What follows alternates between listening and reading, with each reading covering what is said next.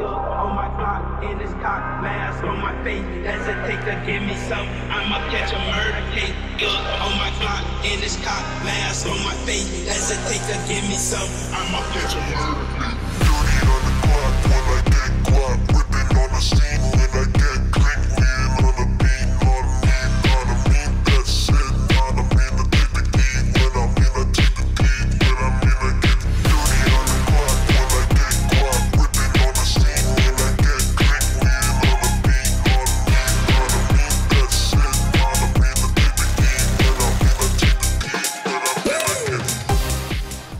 Hanap nyo ba yung murang motor ni Yamaha? So ngayon guys, bumalik nga tayo dito sa Yamaha Bike Link Tagum upang talakayin ang top 5 cheapest motorcycle ni Yamaha. So in this video guys, tatalakayin natin yung bawat SRP, down payment at monthly installment ng mga motor nila. Ang Sniper, meron silang standard version dito guys na Racing Blue. So yung pinagkaiba lang ni standard version guys dun sa our version, yun guys is naka dual path, tapos meron siyang built-in charging port.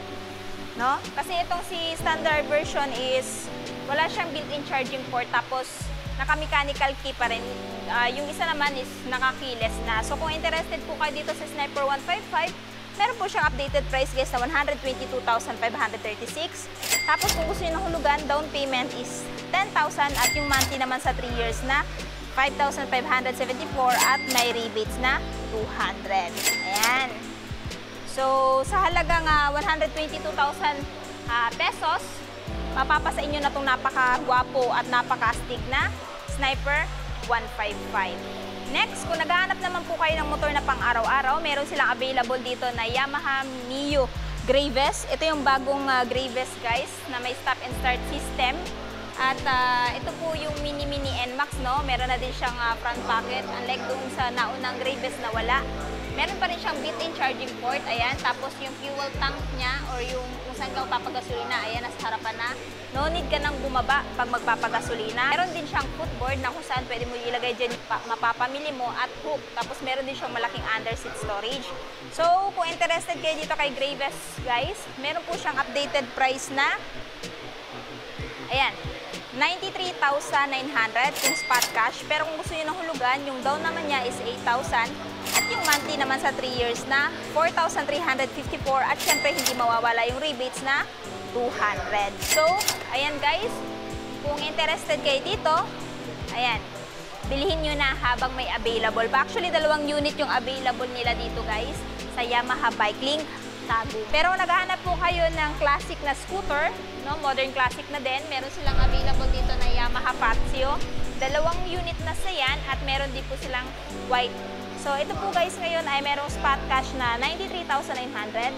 Ayan, tapos yung down payment is 7,000 at monthly sa 3 years na 4,400 at rebates na 200. So this one guys, maganda din pang araw-araw, pang negosyo kasi malaki din yung underseat niya. Mas malawak po yung footboard niya kumpara sa mga ibang scooter ni Yamaha.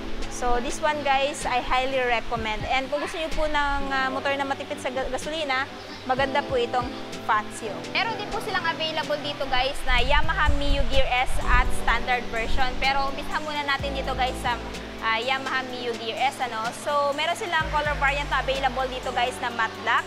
So, S version siya guys, it's because meron siyang equipped na stop and start system. Isa itong feature ni Yamaha na nilagay dito sa scooter na to para mas lalo makatipid ka sa gasolina. No? Pag naka-activate kasi ito, 3 to 5 seconds na hindi tumatakbo itong motor na to, automatic mag-shut off yung makina.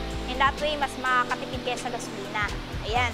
So, para sa akin, goods na goods yan na nilagay ni Yamaha dito. So, kung interested kayo dito guys, no, meron po itong updated price ngayong buwan na 82,400. Pero kung gusto niyo naman ng hulugan, ang down payment naman po niya is 7,000 at yung magiging monthly sa 3 years na 3,859 at syempre hindi mawawala yung rebates niya na 200. Pero kung gusto niyo po ng mas mababa yung presyo, meron din po silang standard version dito which is color gray.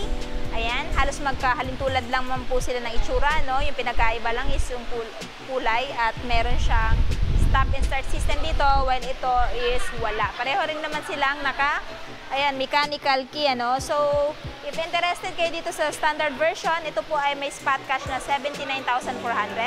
Down payment is 6,000 at yung monthly sa 3 years na 3,768 at rebates na 200. Ayan guys. So, kung gusto nyo po ng full review, check nyo na lang din po sa akin channel. So yun na nga guys, tapos na nga natin ikutan ang mga motor ni Yamaha. Alin sa mga motor na nabanggit ko, yung natitipuhan yung bilhin ngayong taon. I want to know your thoughts below. And syempre, kung bago pa lang kayo sa channel ko at hindi pa nakapag-subscribe, huwag kalimutan mag-subscribe para ma-notify kayo once may bago tayong upload. So yun guys, hanggang dito na muna tayo. Ride safe and peace out!